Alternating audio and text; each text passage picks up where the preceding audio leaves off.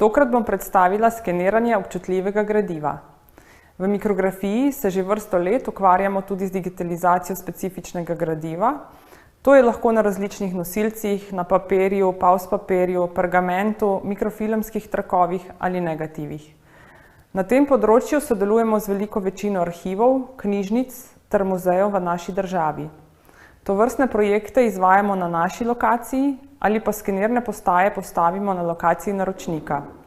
Razlog za postavitev pri naročniku je občutljivost gradiva, včasih na vsebino, včasih pa na fizično stanje samega gradiva. V letu 2021 smo skenirali veliko zanimivega ter tehnično zahtevnega gradiva, danes pa smo se odločili predstaviti dve zelo posebni knjigi. Pri digitalizaciji ene izmed dveh zanimivosti je sodeloval gospod Jože Gričar, namestnik predsednika odbora za promocijo kulturne dediščine Novega mesta, katerega glavni in najpomembnejši cilj temelji na jasni in vsestranski predstavitvi izjemno bogate in ugledne zgodovinske in kulturne dediščine Novega mesta in jugovzhodne Slovenije.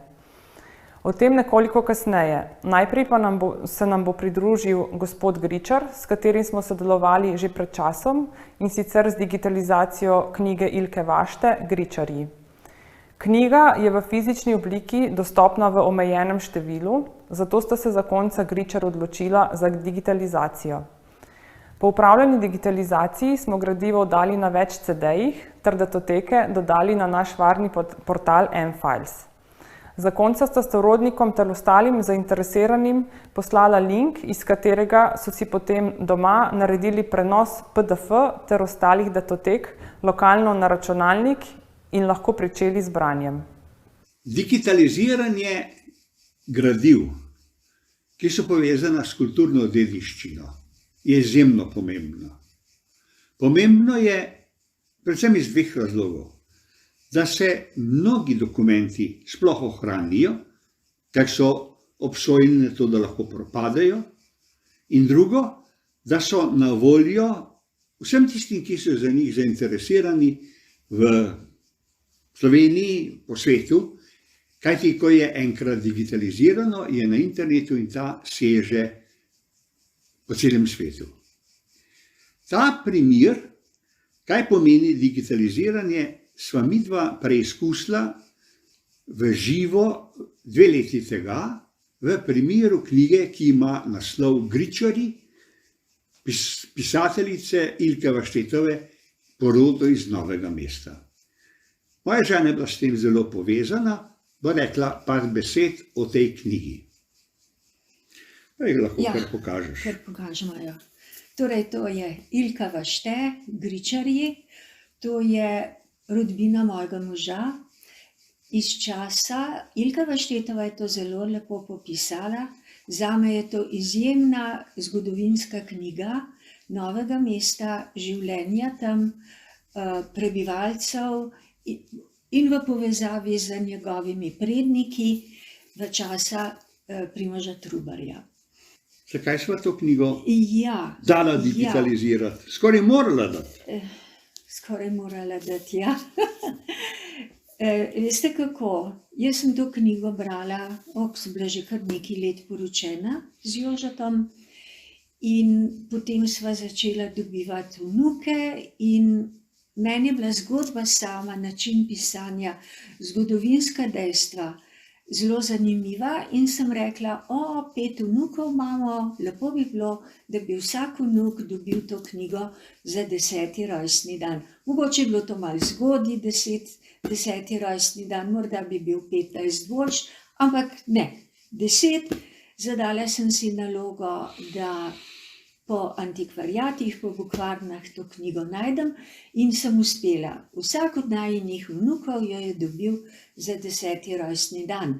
Pol je pa to v večjem krogu v rodbini postalo zanimivo in so še druge nečakinje in nečaki iz te rodbine želeli knjigo imeti. Čeprav se nekateri niso pisali Gričar, ampak so imeli druge priimke, spadali so pa v sklop te rodbine.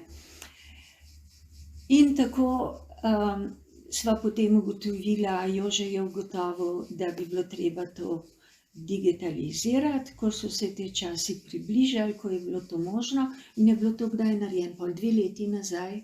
Ja, pred 2 leti.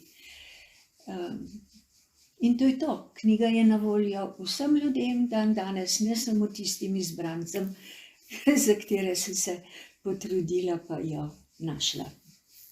Da bi knjigo digitalizirali, smo se povezali z mikrografijo v Novem mestu. Nam je bila priporočena na NUK-u,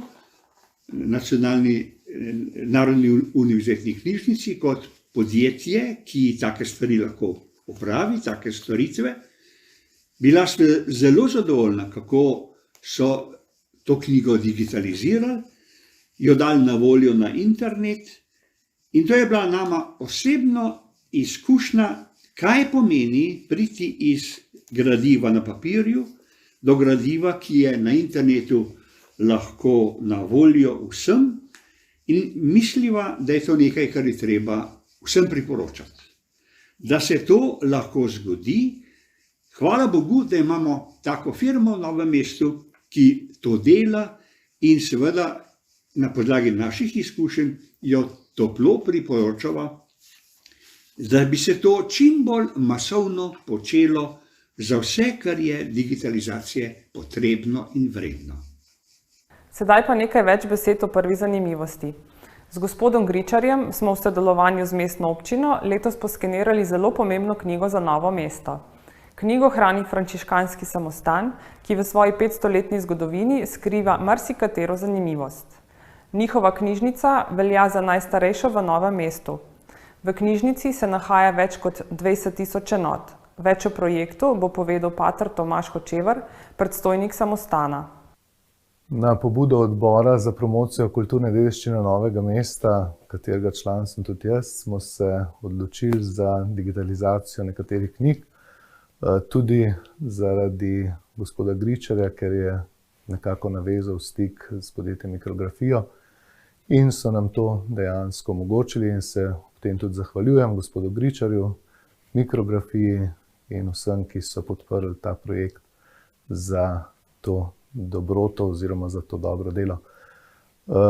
Zakaj je za nas digitalizacija pomembna? Seveda, cel svet se digitalizira, gremo korak s časom naprej, pa to tudi na nek način varnostno, a ne pomembno, da se knjige lahko ohranijo, potem, da je tudi dostopnost teh knjig, a ne. In pa seveda tudi za preučevanje velikokrat pride sem kakšen študent, pa potem išče kakšno zadevo in jo potem tudi seveda preučuje in obdeluje in na ta način fizična prisotnost ni potrebna, ampak se lahko to stori vse preko interneta in teh možnosti, ki jih internet daje. Tako da je to za nas izrednega pomena. Želeli bi si pa seveda, da bi bile vse te pomembne knjige, katere so v naši knjižnici tudi digitalizirane in s tem dostopne širši javnosti, pa tudi vsem raziskovalcem, znanstvenikom, študentom in tako naprej. Da na kratko predstavim še drugo zanimivost. To je Flisarjeva herbarijska knjiga, ki jo hrani Prirodoslovni muzej Slovenije. To je najstarejši znani herbarij na Slovenskem, v obliki 45x31 cm velike knjige z lesenimi platnicami, ki so vezane v usnje. V herbariju je 204 strani, na vsakem listu je prilepljenih 4 ali 5 posušenih rastlin, skupaj jih je 993. Med zanimivostmi tega herbarija je primer krompirja, ki so ga tedaj po Evropi v glavnem sadili kot okrasno rastlino. Ena od zanimivosti je tudi dubrovniški grintavec, endemična rastlina iz Dalmacije, ki raste samo v okolici Dubrovnika. Pri skeniranju obeh letošnjih občutljivih posebnosti smo uporabili podobno tehniko. Gradivo je bilo med digitalizacijo pri nas hranjeno v ustreznih prostorih, ki so tudi opremljeni senzorji izliva vode ter gašenjem s plinom FM200 za primer požara ter zaprti v kovinskih zabojih. Knjigi sta bili poskenirani na knjižni skener in sicer s kotnim podstavkom do 120 stopinj, da ne poškodujemo platnic ali notranje vezave, saj imata obe knjigi usnjeni platnici. Gradiva torej nismo bremenili s steklom, hkrati ga nismo izpostavljali toploti ploskovnega skenerja, saj ima knjižni skener skenirno glavo odmaknjeno od gradiva.